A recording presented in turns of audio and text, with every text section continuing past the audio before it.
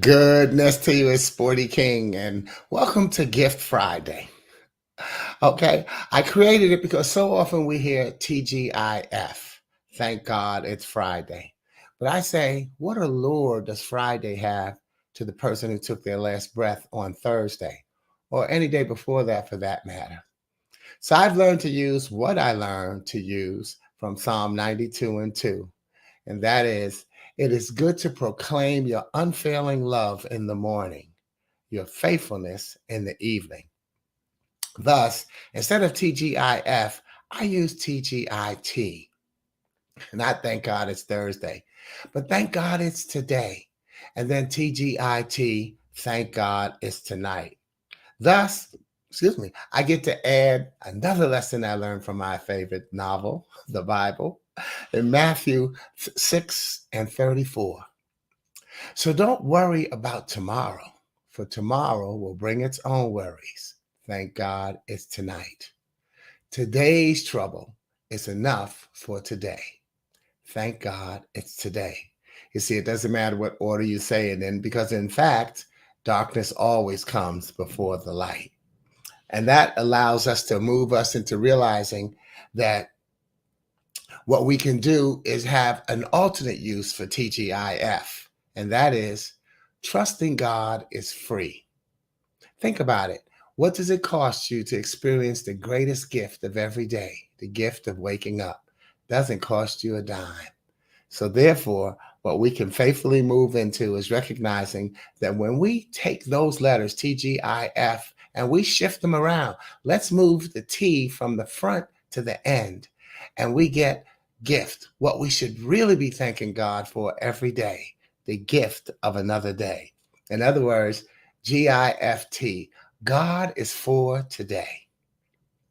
And Gift Friday is the online sharing of one of my inspirational poetic messages that you can use in conversation or presentation to help uplift someone else's life in living color or virtually. And more importantly, it may be that you're the one that needs to hear the message. We have to be sure to uplift ourselves every now and then so that we are in position to uplift those who we love. Each poem will then be my gift to you. And what I will do, if you like a colorful keepsake copy of it, you can email me. If you're watching on Facebook or LinkedIn, email me at sportyking.com and I'll send you a copy of it. The reason I say email me, if you're not on my mailing list, if I send you a PDF, your security system will block it as spam. But if I'm replying to your message, it will let it go through. If you're on YouTube or on my website, you can just drop that request in the comments, not in the thread, in the comments. When the broadcast ends, the thread goes away, the comments stay. All right. So, but what I'm going to do is today, I'm not going to read you a poem. Instead, I'm going to reshare a story that can get lost in all the distraction and celebration of the holiday season. This is a story about Shannon by ByAngel1213.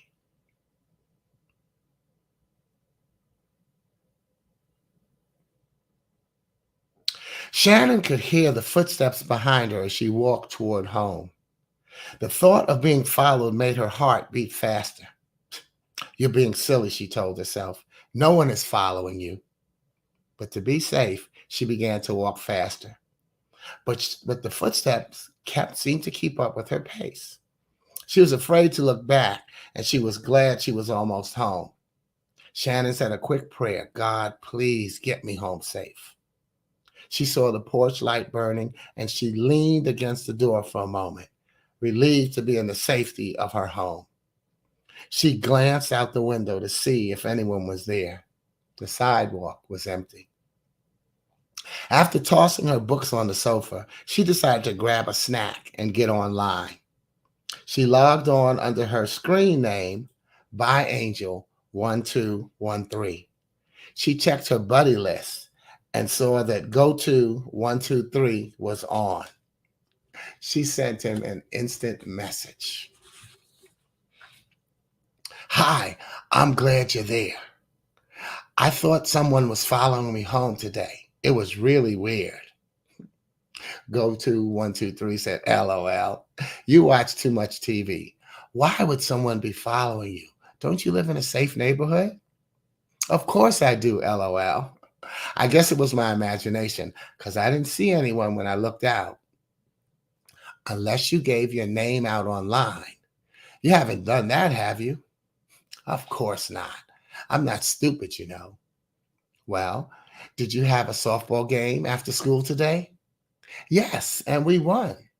That's great. Who did you play? We played the Hornets, hello, LOL. Their uniforms are so gross.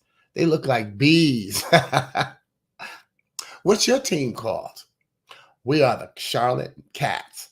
We have tiger paws on our uniforms. They are really cool. Did you pitch? No, I play second base. I gotta go. My homework has to be done before my parents get home. I don't want them mad at me. Bye. Bye, said Catch123. Said Go to123. Meanwhile, Go to123 went to the member menu and began to search for her profile. When it came up, he highlighted it and printed it out. He took out a pen and began to write down what he knew about Angel so far. Her name, Shannon. Birthday, January 3rd, 1985. Age 13. State where she lived, North Carolina. Hobbies, softball, chorus, skating, and going to the mall. Besides this information, he knew she lived in Charlotte because she had just told him.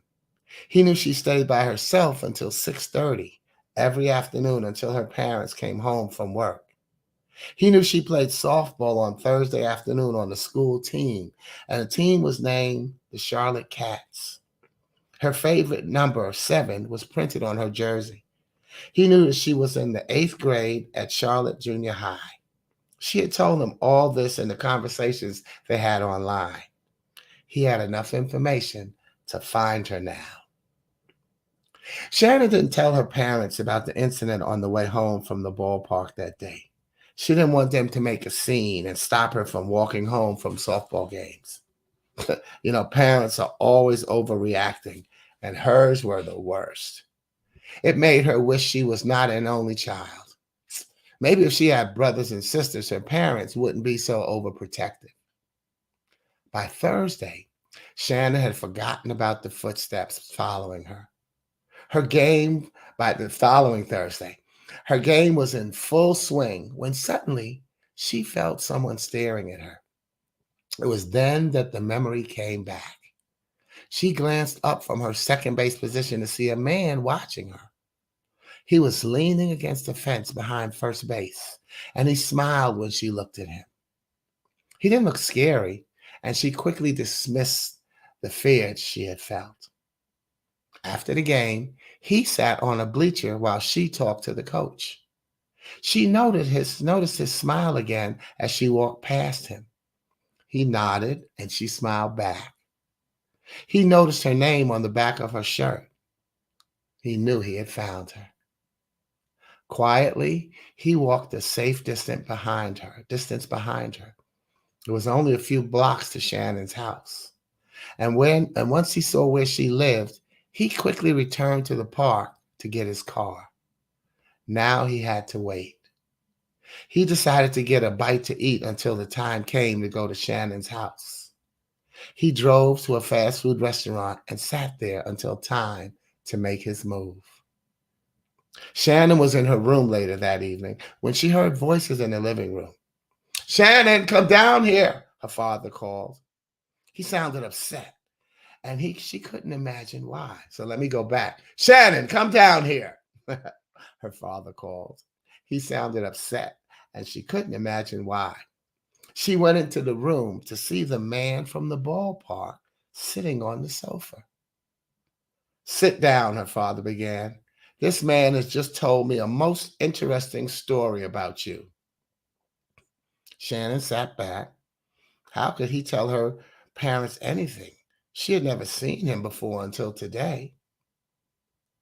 "Do you know who I am, Shannon?" the man asked. No, Shannon replied. I'm a police officer and your online friend, Go213. Shannon was stunned. That's impossible. Go213 is a kid my age. He's 14 and he lives in Michigan.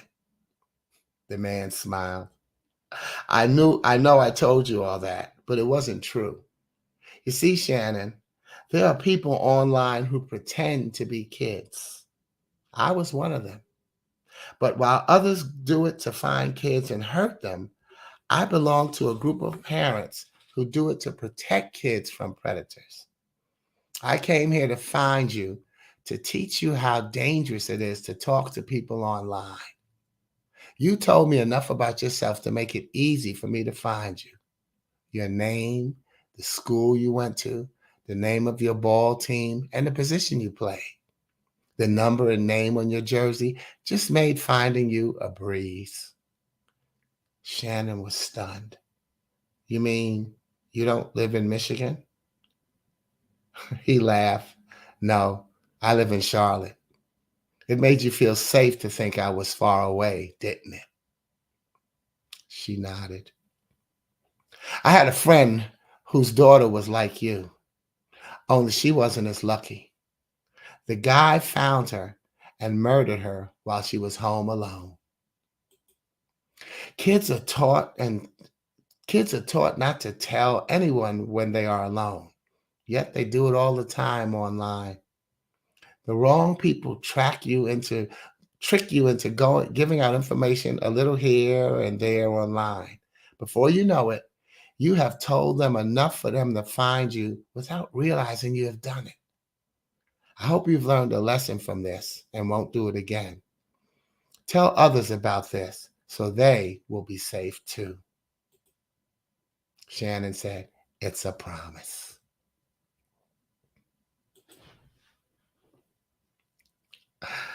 Cyberstalking is alive and well.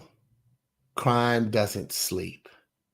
If you have children, please share this with them and possibly use it as an invitation to monitor their social media use.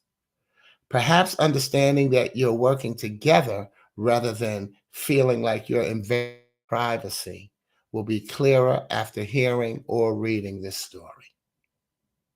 Remember, if you like a copy of the story and you're watching on Facebook or LinkedIn and not on my mailing list, just send me an email request at sporty@sportyking.com. If you're watching on YouTube or my website, drop that request in the comments, not the thread.